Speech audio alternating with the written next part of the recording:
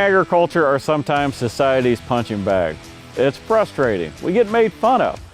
And it's frustrating because us that live behind the curtain of how the food and fuel and fiber is made, we know how sophisticated we have to be to make that food and fuel and fiber. We know the technology that has to be used. It's incredible. Now, I grew up in the Thank a Farmer era, and it's where agriculture mainly thanked agriculture for what we did, for providing the safest food, fuel, fiber that the world has ever seen.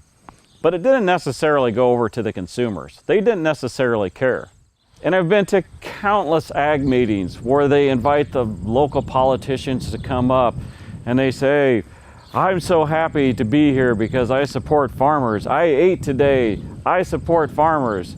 And really, when you look at their voting record, all they've ever done was vote the party line. I'm sorry, I'm a little jaded. This past election year has drove me insane with all these political commercials. Recently, on one of my podcasts, the What the Farm podcast with my co-host Leslie Kelly, we interviewed the Chief Marketing Officer of Burger King.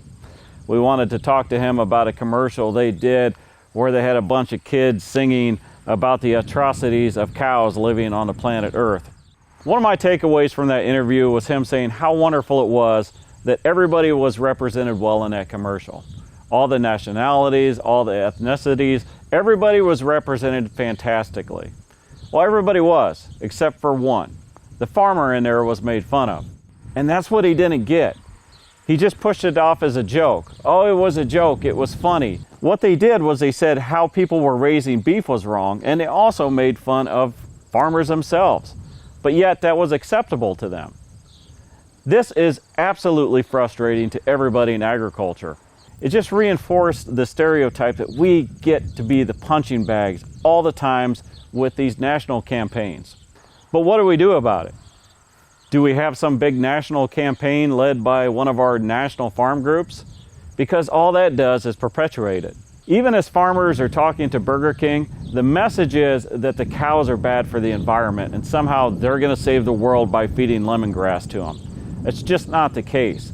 And it's unfortunate that we're on the defensive instead of the offense when it comes to this.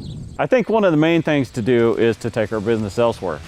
My name is Rob Sharkey. If you want to see more of what I do, go to sharkfarmer.com. If you want to see more stuff like this, go to agriculture.com/TV or go to Successful Farming's YouTube. Hi, I'm Dave Mowitz. Thanks for watching. If you like this video, hit subscribe right here if you haven't already, and click that little bell right here to be notified when we post a new video.